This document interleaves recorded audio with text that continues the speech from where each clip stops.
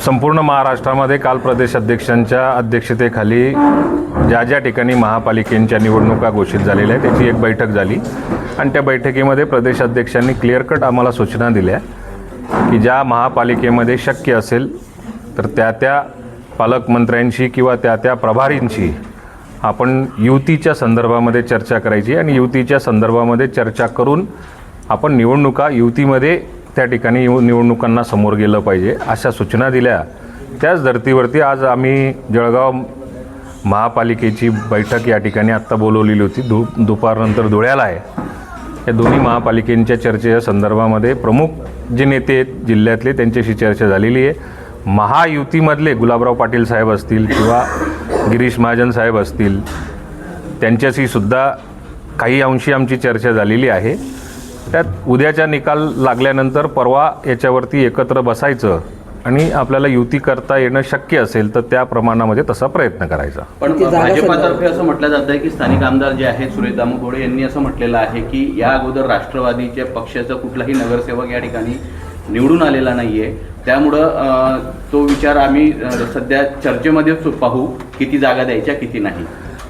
आत्ता त्यांनी काय म्हटलेलं आहे याच्यापेक्षा 10 वर्षामध्ये कुठल्या निवडणुका आत्ता झालेल्या नाही आहेत आणि या 10 वर्षामध्ये बरीच परिस्थिती आत्ता त्यावेळी राष्ट्रवादी काँग्रेस पक्ष 10 वर्षापूर्वी वेगळा होता, शिवसेना वेगळी होती, भाजप शिवसेना वेगळी होती।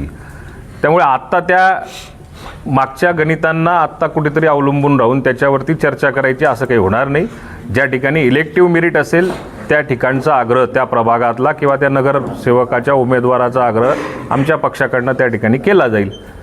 युतीमध्ये ज्या काही गोष्टी घडतील किंवा चर्चेअंती ठरतील त्याच्यानंतरच आपण कोण काय म्हणतं याच्यापेक्षा नेत्यांबरोबर चर्चा झाल्यानंतरच याच्यावरती आपण चर्चा करू शकतो। आता आपल्या किती जागा इलेक्टिव्ह मेरिटच्या आहे आणि किती जागांचं आपलं नेमकं कॅल्क्युलेशन झालेलं आहे महापालिकेचं? आम्ही आमच्या जिल्हाध्यक्षांच्या माध्यमातून जवळपास मागच्या 3 दिवसापासून आम्ही उमेदवारी ज्यांना करायची इच्छा असेल इच्छुक उमेदवारांचे अर्ज भरलेले आहेत। आत्ता आमच्याकडे जवळपास 79 अर्ज आलेले आहेत। साधारण 2 दिवसामध्ये हे 150च्या आसपास अर्ज येऊ शकतात। प्रत्येक प्रभागामध्ये कॅपॅसिटी असलेला किंवा जनसंपर्क असलेला लोकांच्या मनात असलेला उमेदवार हा कोणत्या प्रभागात किती चांगला राहू शकतो असं चयन केलं जाईल।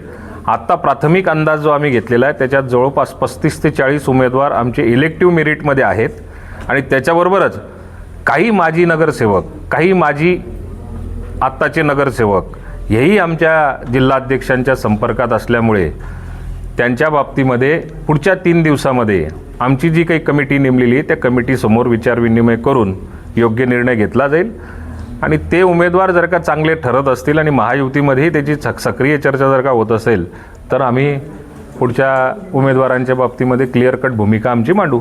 किमान किती जागांवर तडजोड अपेक्षित आहे?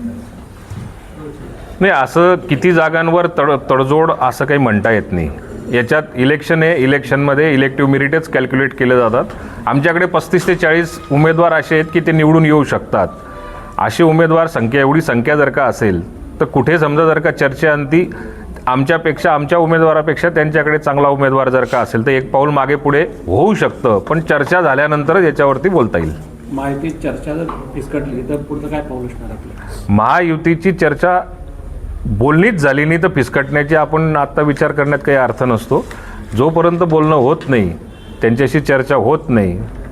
पण आत्ताच्या जे काही बोलण्यावरून मी जे काही गुलाब भाऊंशी बोललो असेल, राजूमामा भोळेंशी बोललो असेल, मंगेश चव्हाणांशी बोललो असेल, त्यांनी मला पॉझिटिव्ह या ठिकाणी सिग्नल दिलेला आहे। आपण 23 तारखेला या संदर्भात बोलू। उद्या नगरपालिकेच्या निवडणुका संपल्यानंतर काउंटिंग संपल्यानंतर परवा याच्या बाबतीमध्ये एकत्र बसू, अर्जांचं चयन होईल आणि त्याच्यानंतर त्यांच्याबरोबर चर्चा होईल। माणिकराव कोकाटे